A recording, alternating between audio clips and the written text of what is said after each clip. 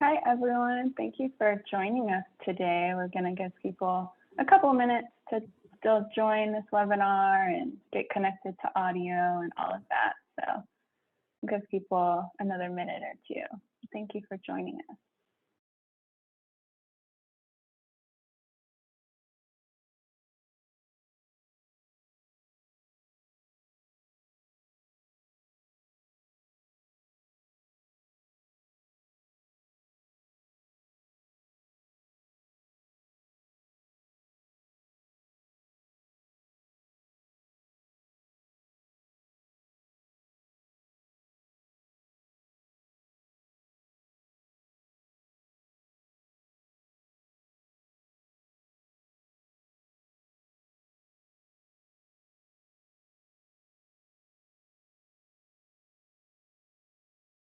All right, so I think we'll go ahead and get started. So hi, everyone. Thanks for being here for this webinar entitled Advancing Racial Equity by Creating Space. I'm Paige Milson, Senior Policy Analyst at NASCAS, and I'm joined by a couple of my NASCAS colleagues, including Brett Pomish, the Senior Public Affairs Specialist, and Kyrie Grant, NASCAS Program Support Associate, who's working behind the scenes to make sure everything is running smoothly here. We want to cover some housekeeping items first. So this webinar will be recorded, is being recorded, and will be posted along with the slides on the NASCAS website under our Racial Equity Work Group page. So we'll place the link of that specific webpage in the chat. And then we wanted to quickly go over our agenda. So for introductions, today we're going to hear from two of NASCAS Racial Equity Work Group members, Stephanie Encinas-Alonso and Angel Ampe. So first we'll hear from Angel Ampe, who is a Senior Program Consultant in the Virginia Office of Economic Opportunity, which is Virginia's CSBG state office. And next we'll hear from Stephanie Encinas-Alonso, who is the Senior Program Manager for the Weatherization Assistance Program at the Colorado Energy Office. Next, after their presentations, we'll have a panelist Q&A moderated by Brett, followed by the panelists answering questions from the audience. So please type your questions in the chat and we'll try to answer as many as we can during that Q&A portion of the webinar. And with that, I will hand it over to Angel for her presentation. All right. Well, good morning, everyone. Thank you to my fellow colleagues and panelists. Stephanie. I'm here to speak on what Virginia is doing for diversity, equity, and inclusion across the Commonwealth and how we're involving our CAAs in the process. Next slide, please. So with the constant social and political unrest across our country, our network felt an urgency to start conversations that would open the door to understanding differences and create opportunities for healing. Our state has had change in government leadership, which certain policies challenge our population served in their service areas. So therefore, how do we protect our clients?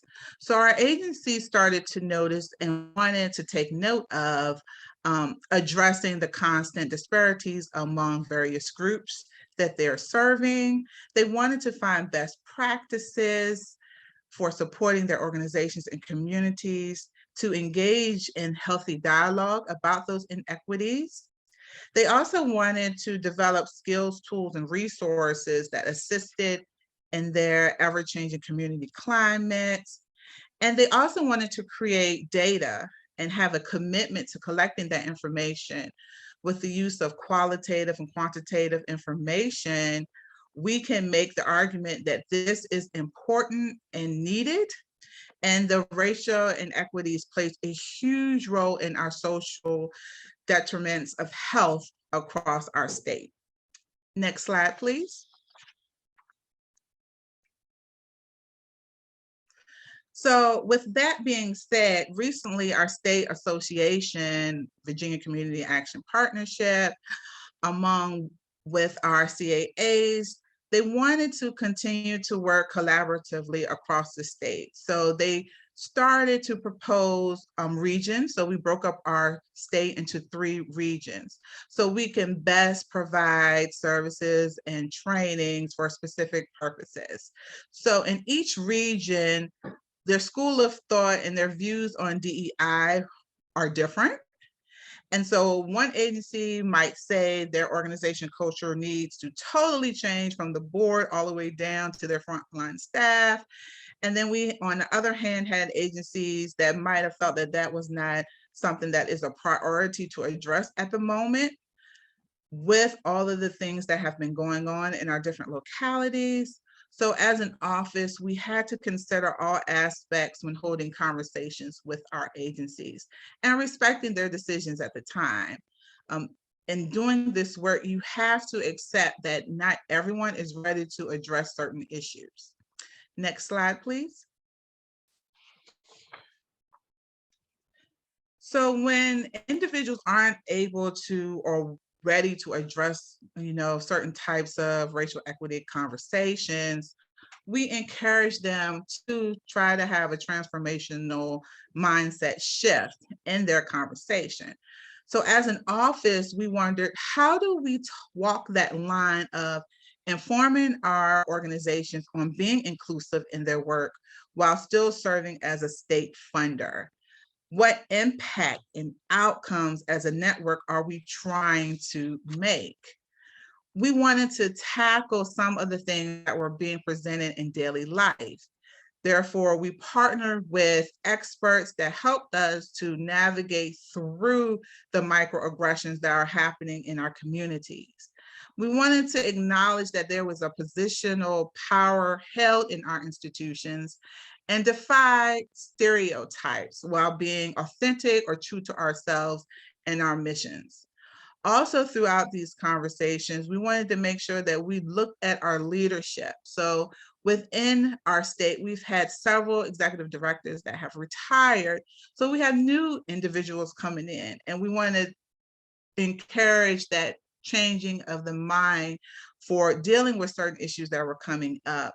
And so we formed a new executive director cohort. So if you were 4 years and less, this is the opportunity for you to discuss the concerns and the joys of your work and figure out how to encourage this cultural shift within your organization.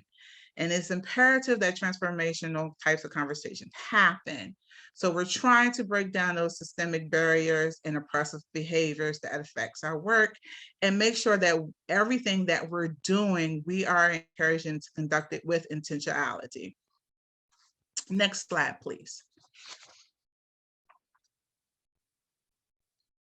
So when we were talking about the experts I mentioned a few moments ago, these are 2 community partners that we had invited in to have this particular conversation. So Virginia Community Voice on the left, their goal is to primarily ask neighbors what it will look like and take for our communities to thrive, and to very simply, how do we think about encouraging them to reach their full potential?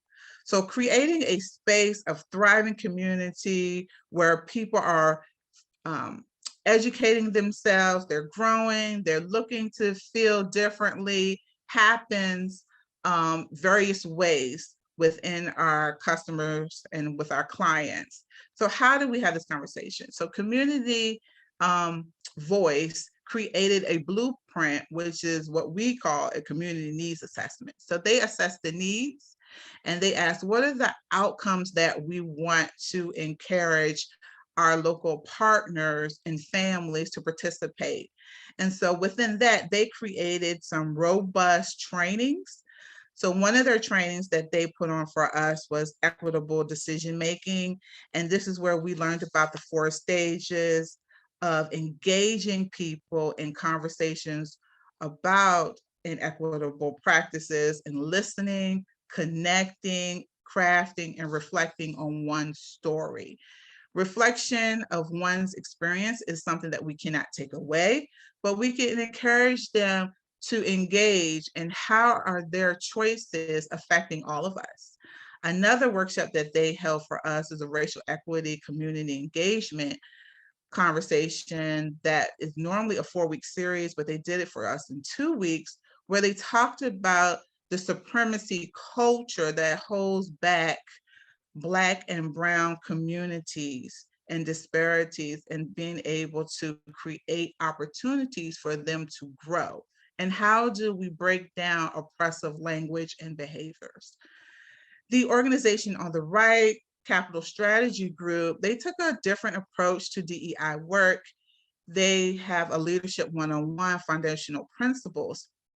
And we covered the first 3 where we talked about resiliency, being in a pandemic, occurred, the needs that have exploded, encouraging inclusive leadership, and change management within your culture. How do we change that conversation of negative school of thoughts that come in, the rhetoric, and then turn it into a positive, have a great society of communication among your frontline staff, your management, your board, and your executive director.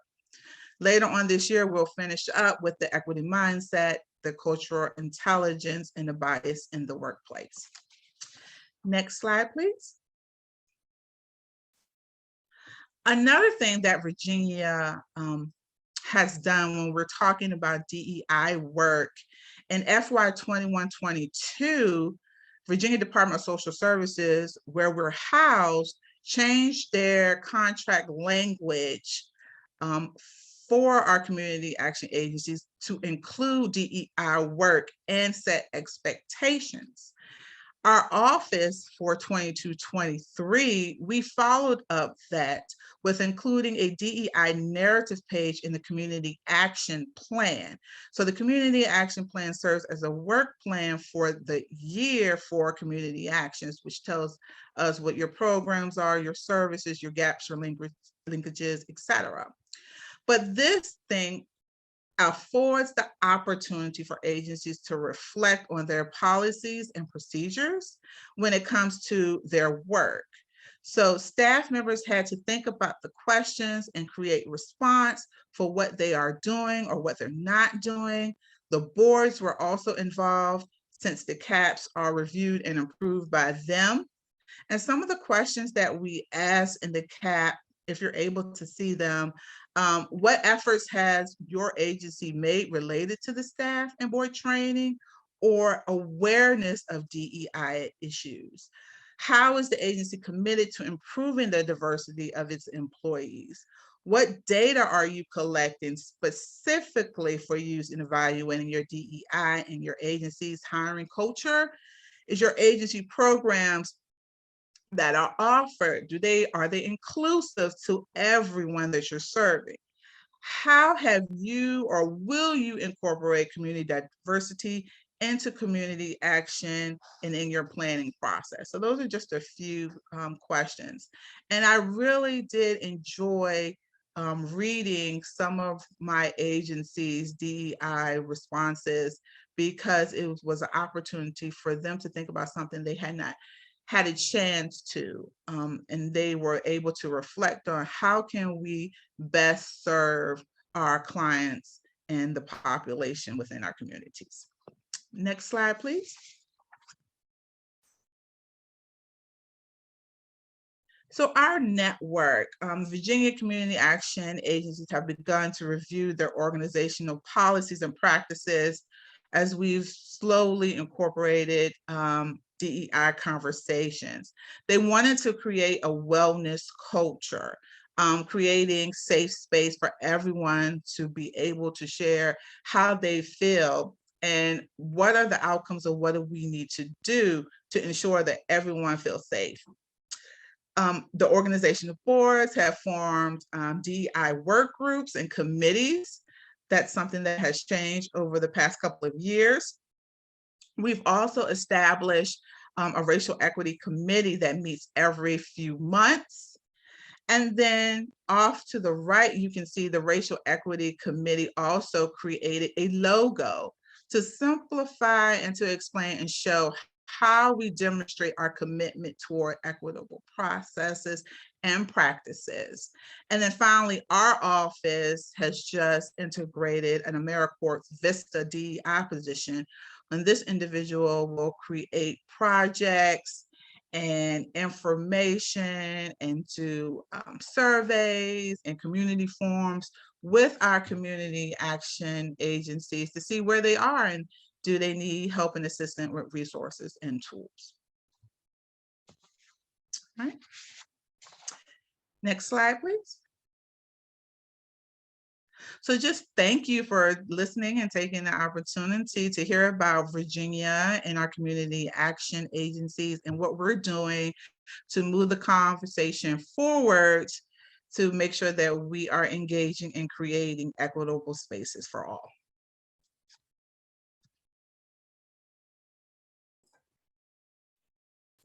Thanks so much, Angela, or Angel, sorry. That was such a great presentation. I feel like I have so many ideas and takeaways now.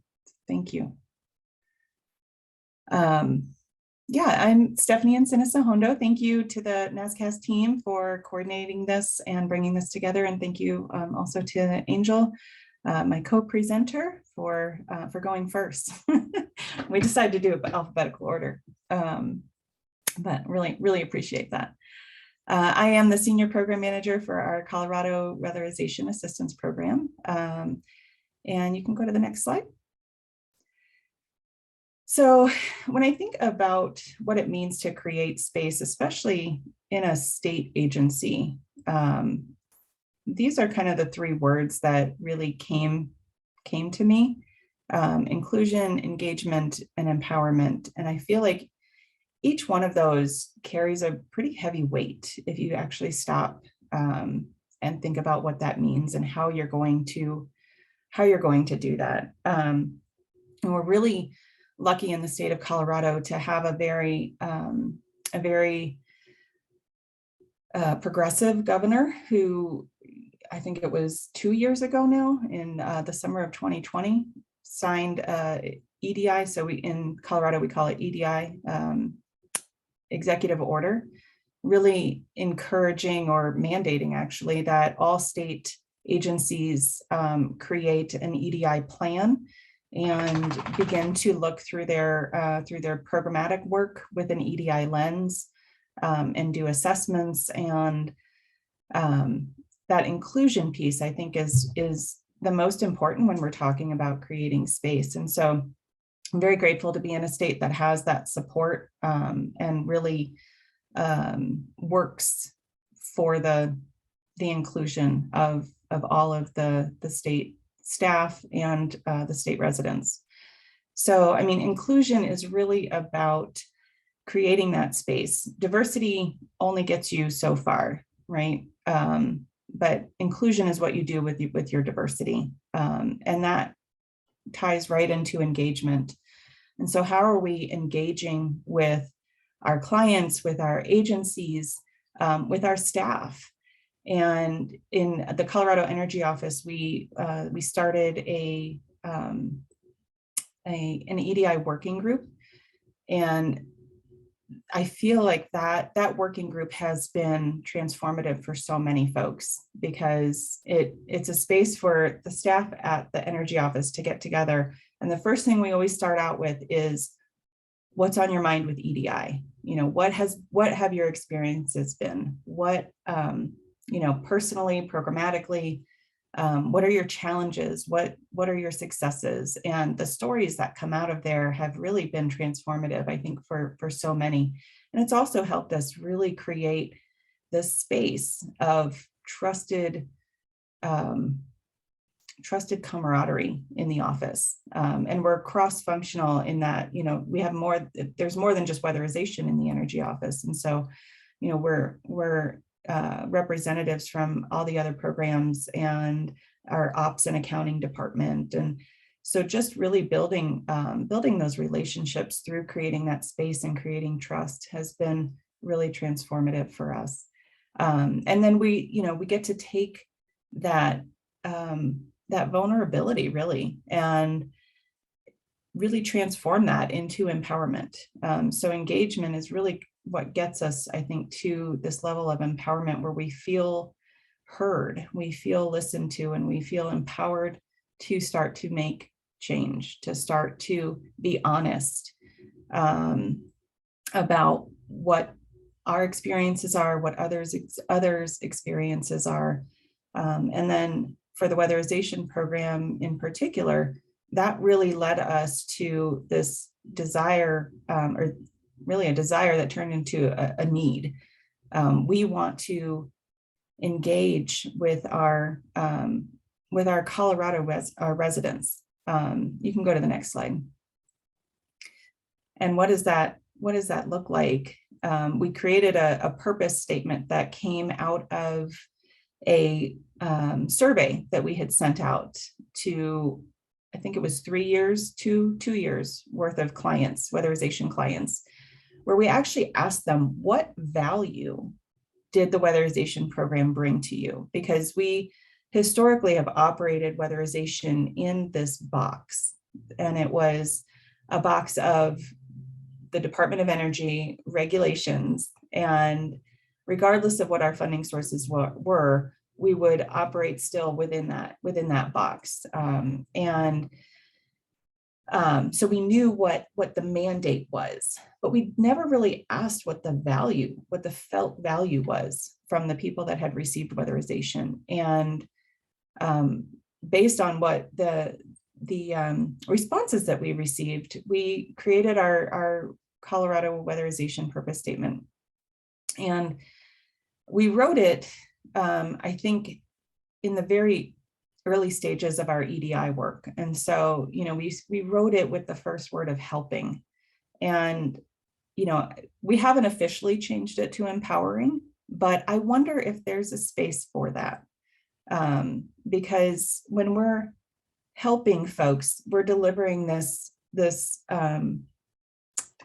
program that's in a box, right? We can help you, and here's how we can help you, versus empowering, which is really about letting community tell us what the needs are. And one of the ways that we can do that is by creating space and by listening. And so, so what would it look like to empower qualified Coloradans for them to, and what we heard the value of the weatherization program was the saving money, the comfort, and people really valued that their home environment was safer, and that they actually were contributing to a better outside environment as well. And so, we brought all of those into that purpose statement, and this is really our North Star. So when we're looking at how we want to run our program, we're looking back at this statement and going, are we staying true to this? Is this still what we're doing, or are we straying? Maybe this pilot program doesn't fit with this, and is that okay? Next slide, please. But when we think about this sort of continuum of outreach to engagement, of informing to empowering, being in state government, it's really difficult to think about true empowerment of community.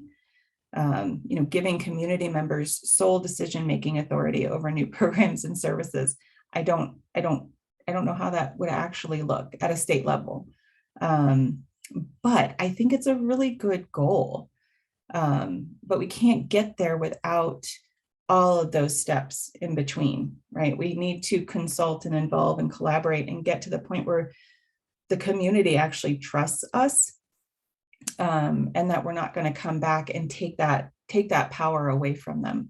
And so, we can't do any of that without creating space. And when you're creating space, it's a space of stakeholders. So next slide, please.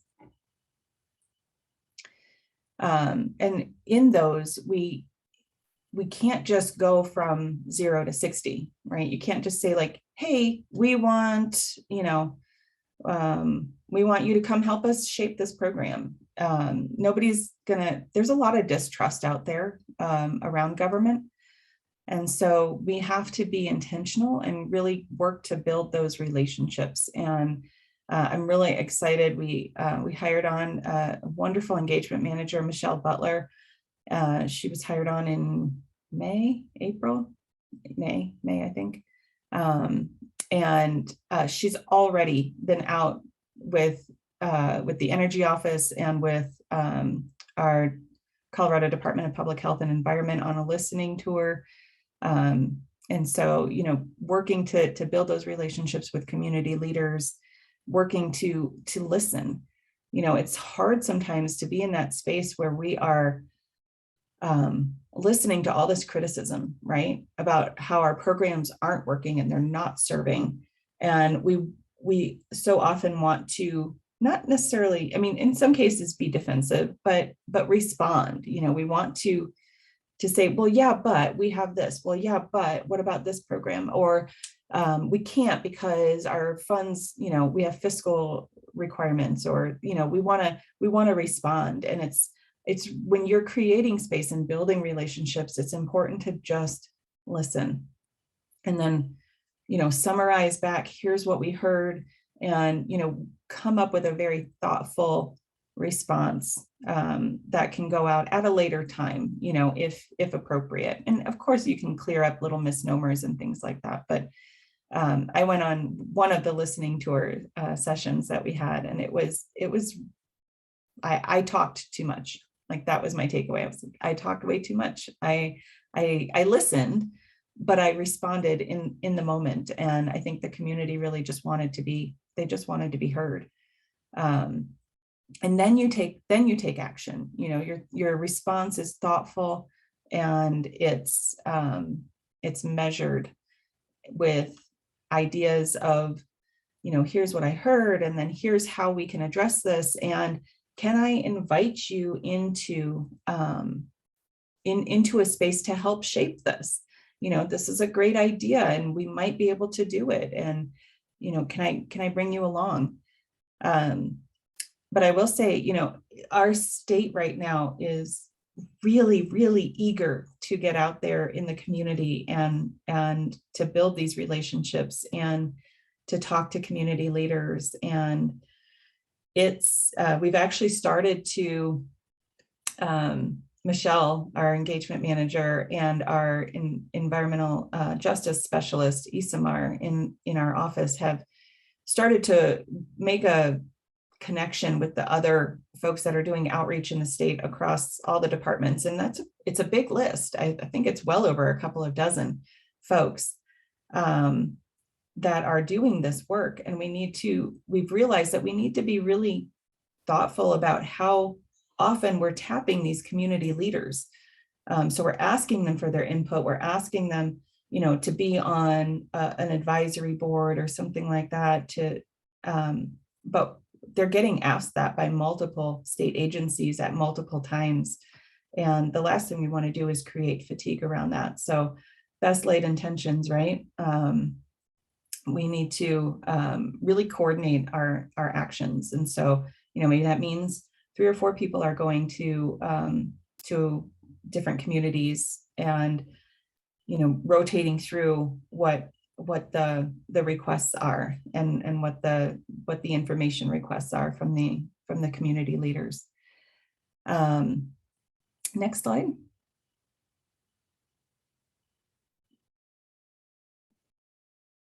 And so, when we create what we've started to see, and we're so early in this work, but what we've seen, our Colorado Department of Public Health and Environment has been doing this engagement work a little bit longer than we have. And so, what we're starting to see is we're able to better understand what the barriers to entry are into our program.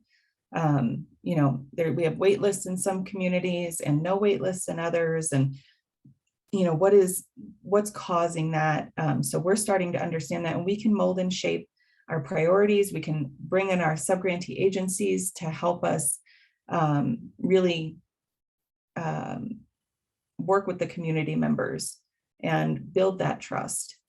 And they're starting to trust loosely in the programs and in state government. It's still a big barrier, but when we create that space and we listen, and don't try to defend or offer solutions right away, and invite people to the table, then that trust is starting to build. And then we can start resolving some of the issues, start tearing down those barriers from a community approach, listening.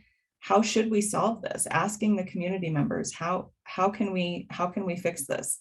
Instead of us going, yes, we heard you, and we're going to ideate up in this, bureaucratic tower, and then we're going to give you a solution that's going to, probably not work because it wasn't ideated by the community.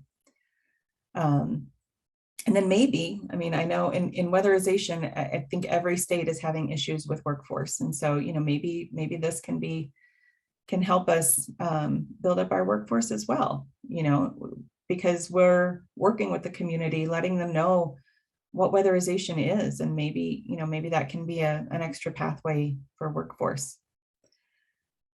Next slide. So some of the opportunities that we've created at the weatherization office, our program in the energy office, is we're going to be starting an advisory group. So a weatherization advisory group that's going to consist of all of our stakeholders, hopefully. But we really want clients that are going to be a part of that. Maybe utility providers, definitely sub-grantee agencies, and referring partners, so other nonprofits. We've been really excited with the bill money. We've gotten contacted by 2 or 3 different nonprofit organizations that represent different stakeholders, and they are asking, it's a form letter. It's the exact same form letter from all of the nonprofit agencies, but they're interested. They're asking us to use our bill money to help these populations and to do these things to help these populations. And so we're going to bring them in and listen to them and understand who they represent and how we can, if we can't implement it right away, maybe we can implement it at a later time. Programmatic changes take a while. I think everybody understands that we can't change things on a dime, but we certainly can begin to talk about it and begin to talk about how to get there. We're doing satisfaction surveys, so at the client level and at the sub-grantee level. And so we're able to better understand, instead of just relying on client complaints now and again, or, the couple of sub-grantees that are super vocal, instead of just relying on their feedback, this is really an effort to understand more holistically, what are we doing well? What do you want us to keep doing? What aren't we doing that you want us to start doing? And, what are we doing that is really kind of blowing you up and you want us to stop? So we sent out our first sub-grantee survey I think it was just in June. And we got all of the results, and we're really excited to start analyzing that and seeing, and responding back to our sub-grantees during one of our monthly network calls.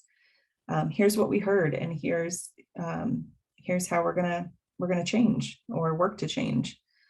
Problem solving working groups, and this is, I think, really important when we're doing either a pilot or we're experiencing problems across the network, or we started doing statewide pricing agreements with vendors. I think Ferguson was our first one, and we're looking to do maybe some others to help set a better price arrangement for clients on plumbing supplies and things like that. And so, that wasn't something that we had ever done before, but that came out of the innovation from our contract manager, but she heard that based on the feedback from different working groups. And then listening sessions, when we did our listening tour in June, one of the things we heard pretty consistently was, I hope this isn't the last time, the one and only time we're going to see you. I hope you come back and tell us what you're doing and continue to listen to us, because this whole, one and done thing, we heard a lot of that. You've done this, you did this 5 years ago, and then we never heard anything. You did this, I've been to these probably 3 times over the last 20 years, and, we never know what happens. We don't know. So, having those listening sessions and being more intentional about responding and going back and saying, here's what we've done, what more can we do? Or here's some of our barriers. Can we invite you into one of our working groups, or maybe an advisory group or something like that? So those are the things that we're really doing right now. We also have an advisory group for our subgrantees that's dedicated to workforce. And so, there's a lot of ideating that happens in there.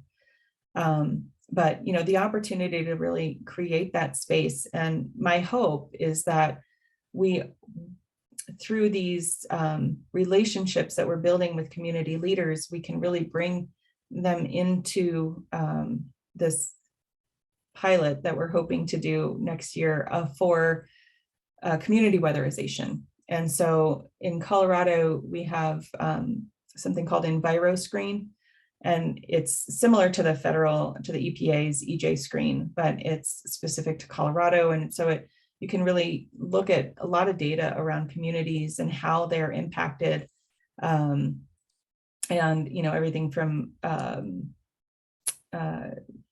emissions to oil and gas and things like that. And so we're really hoping to find communities and be able to do like whole community weatherization.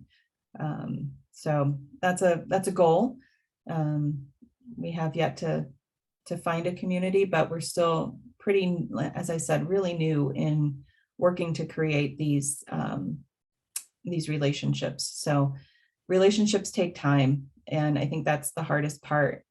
Outreach is easy because you can just send flyers or go to a tabling event and provide information. Engagement is tough. It's a long game.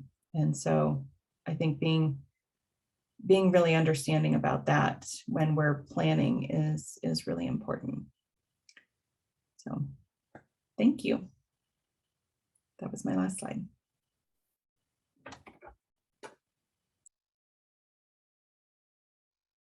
Well, thank you so much. That was a lot of information from both of you, and it was amazing. So all these different things to think about. We're going to do a few moderator questions, and I will be your moderator, and then we'll turn it over to questions from the audience. So if you have questions, I know I think we already have one in the question and answer, and we'll get to that in just a few minutes. But if you have any questions, please toss them into the chat or the question and answer section, and we will absolutely make sure that they are all answered either here in our session, or if we have lots, we'll make sure they're answered afterwards. One thing I wanted to note, as both of you were talking about the work that you've done in your states, sort of this aspect of listening, of bringing folks together. It's like, it almost sounds like institutional active listening, right? Creating space for people to really hear people, take that feedback and think about it. I'm curious about what your experience was really beginning these conversations in your state, and creating that safe space for everybody. What was your experience? And I'll hand it over to Angel first. My experience was, we've been doing this DEI work indirectly for years, of course.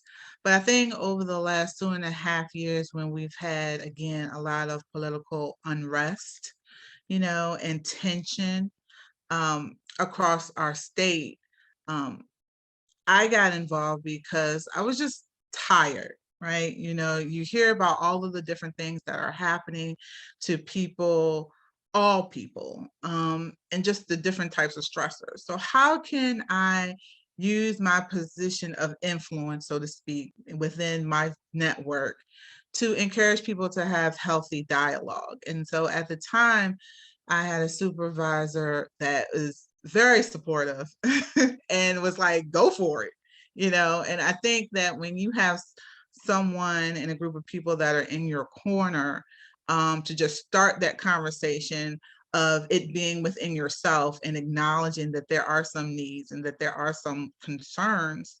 How do we address that? And being a funder with CSBG, and you working for the state, you have to toe that line a little bit. We can't tell you what to do, right? We're supposed to be encouraging you and giving you training and technical assistance.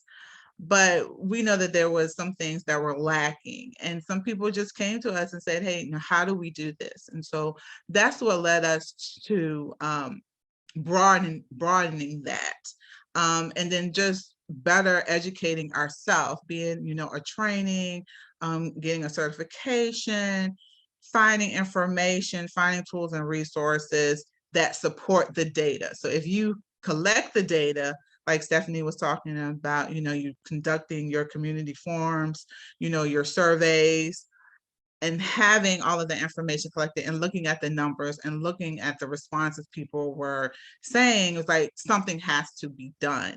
So I think that's where we went from our perspective as a state, and then just allowing people to be creative in how they wanted to come to the table. One of the things that, from my experience, if you attend a meeting, you notice that no one else around the table looks like you. You ask those questions, why is that? How can I change that? And so that was my driving force. We all have voices, but how can we do this in a way that will influence change and have an outcome and where we feel safe? So that was pretty much our driving force in our office. When you're dealing with CSBG, your boards are different. So you have a structure that individuals are elected, it's tripartite. So it's, elected officials, you have low income representation, you have community leaders. So you have all of these different personalities mixed that are leading our agencies, and everybody has a voice. So how do we represent that? And how do we allow them to be inclusive? And like I said before, some organizations are ready to have those conversations and some aren't. So we have to respect their position and having them come. And so that's why they formed, our executive directors formed the equity committee, racial equity committee they could be a part of, because they were afraid to have those types of conversations. So that they could feel safe, so you won't have HR issues and et cetera. And so we're trying to lead the way and guide them safely and respectfully for them to be able to foster those, like Stephanie said, those collaborations and partnerships.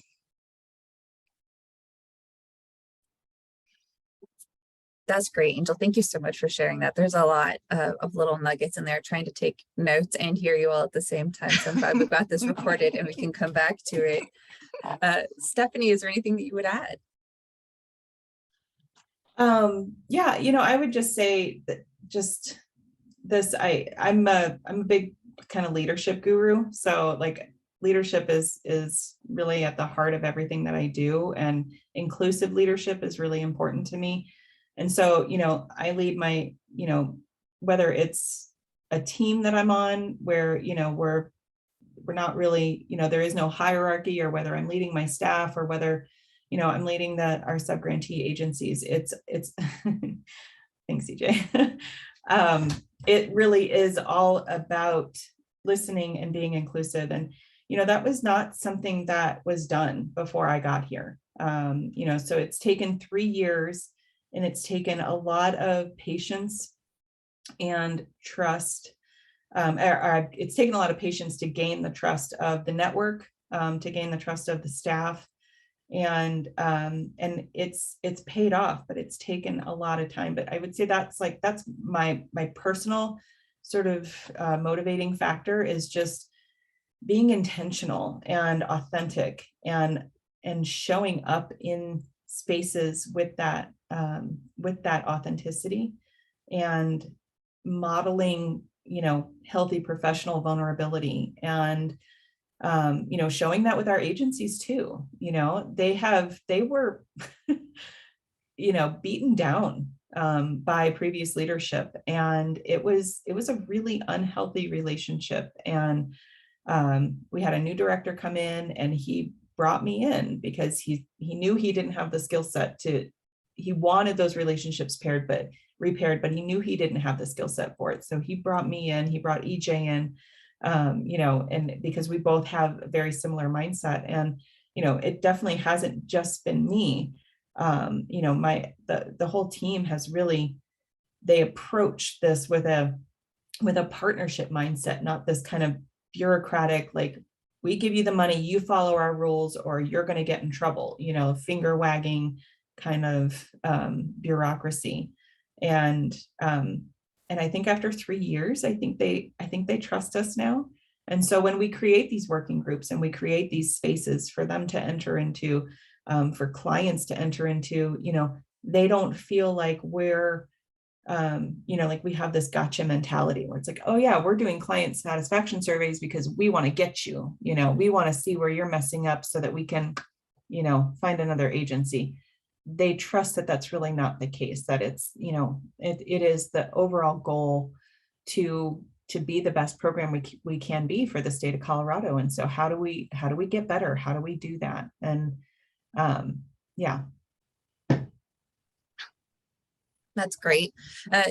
Both seems sort of to talk about, I guess what I would term servant leadership, this idea of coming alongside the folks that you're working with and for creating opportunities and not just saying this is the next benchmark that you have to achieve, but really sourcing what is appropriate for each community, for each agency, those kinds of things, which is pretty amazing. So along with that leadership, what kind of resources have you tapped into? I know we saw a couple in your presentations. I'm curious about both that spectrum, Stephanie, that you shared, and the agencies that you work with, Angel, and if there are other resources that felt really vitally important to you, or not vitally important, just good resources to have.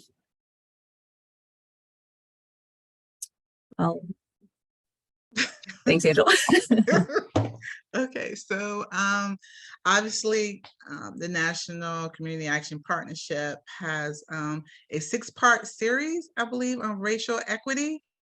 And that is an interesting series from different perspectives. That's one resource.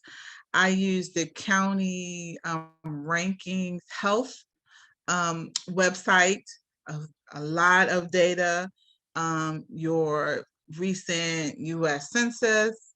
I use data from different localities just to see the demographics, because we have 31 community action agencies in our network. 6 are statewide, 6 are publics, and the rest are nonprofit organizations. And so they have different functions that they serve. And so we create a lot of tools and resources. OCS has resources as well. I use a lot of things from the Congressional Black Caucus. I use information from Collective Impact Forum. There are a lot of different safe resources and tools to help people facilitate this conversation. And again, if you're not comfortable holding these conversations, please ask the experts. Research people that you know in your locality that has this information to support, and have them come in, because there are going to be some difficult conversations that are going to happen. Sometimes emotions can get very high because we do have our personal values and beliefs. And sometimes you have to set those aside and be able to be neutral. So there are some credible resources, incredible trainers and facilitators out there. But you have to be able to identify what your needs are. And there are things that, and definitely ask your partners, your community partners and your network, and pull on them. And I know that the NASCAP has a racial equity committee. And so they also have some resources that they are happy and willing to share with everyone.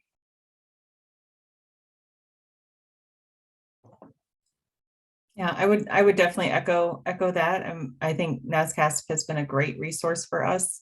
Being on the racial equity working group has been just really helpful for me because it's, you know, just a lot of information sharing. And so hearing what other states are doing and, you know, understanding, being able to, it helps me to articulate what we're doing. You know, I spend a lot of time on GARA's website, the Government Alliance on Race and Equity. I've definitely gone through that quite a bit. You know, we've had some in-house training through Culture Energized. They're a great organization. I know Matt shared the Virginia Blueprint, Virginia Community Voice Blueprint with us through the Racial Equity Working Group, and that was really I downloaded that and read through that. But I think, you know, that's all like great informational things, but I think the most important resource that we have right now is our engagement manager.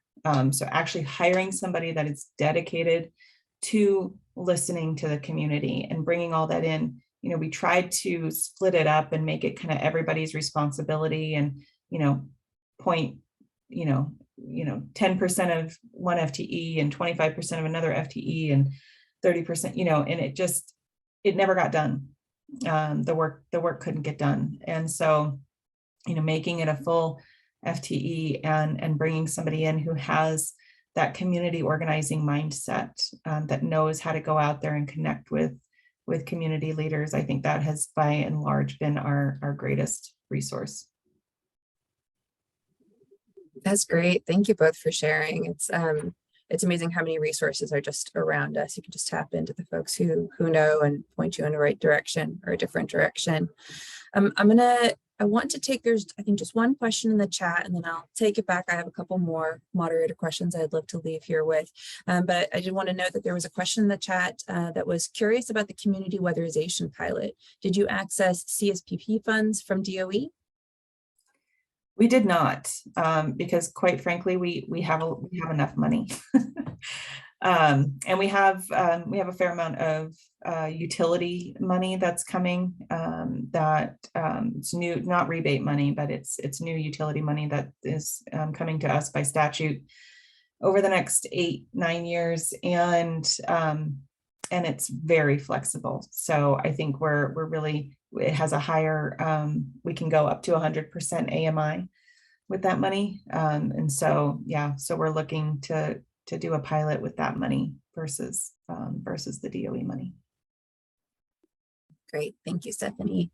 And I've got just 2 more questions. So one, and I think Angela, you alluded to this earlier, you know, when there are changes around us, how do we continue doing equity work with there are political changes in leadership?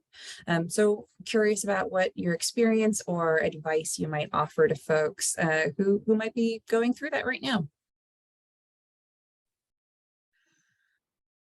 All I can say is stay the course and be open.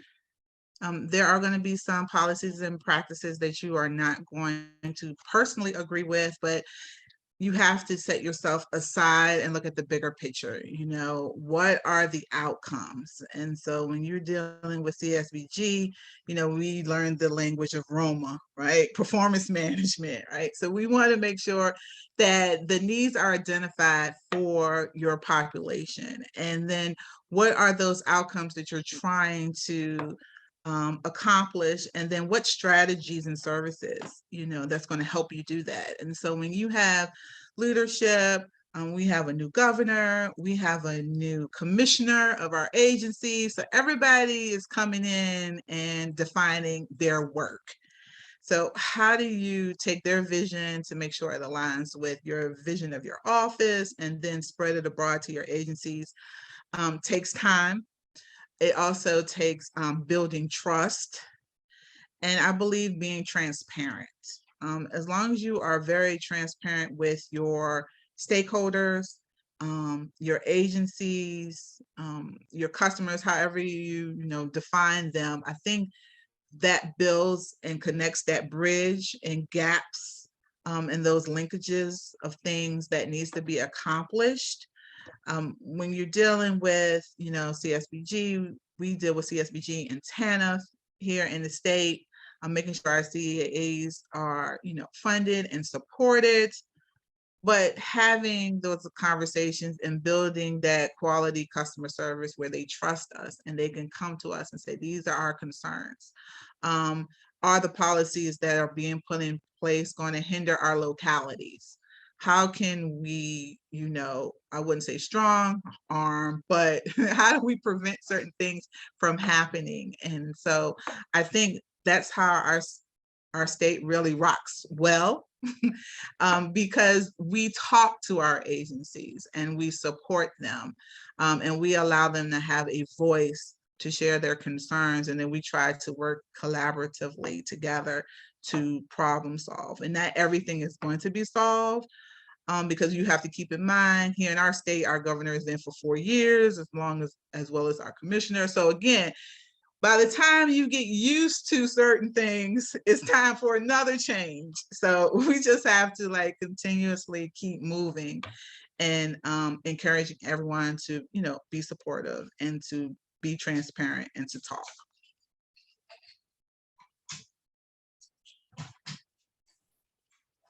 Yeah, I would echo all of that. And I would just, say to the states that really don't even have the opportunity to implement something like this because maybe their state just doesn't buy in to EDI or DEI. Do what you can with the money that you have and maybe try to fly under the radar, just don't draw a lot of attention to yourself. And I feel like that would be if things changed in Colorado. I think we've been fortunate enough to have a good foundation. We have a great governor that has really given us the path to do this work. And if things changed, I feel like that path is pretty ingrained right now. And so I think we could still continue to do the work that we're doing. We just wouldn't want to make probably as big a deal out of it and kind of stay under the radar. That's great. Thank you. And so my last question, we've got just a minute left. So in 30 seconds or less, what would you tell others who are trying to start this work in their communities or agency? Get started. Don't, sit on the sidelines. Encourage and have the conversations. Despite if you think it's not going to be received, just get started. And then once you get started, things will happen. Yeah, I would say, reach out to your community, reach out to your network. If you're having trouble definitely don't try to build this big plan and have it all worked out and then start. Just use an agile method, right?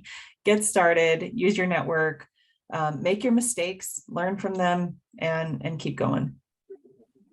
Thank you both so very, very much. This has been an incredibly informative hour, and it's been great to spend time with you. Kyrie, will you go to the last slide? I would be remiss if I didn't plug that we have a conference coming up in October, and I think we'll be continuing our conversations there, and look forward to seeing you all there. A big virtual round of applause for our presenters, and thank you so much for taking time out of your very, very busy days, weeks, months, and spending time with us. So thank you all, and thanks everybody for joining us today.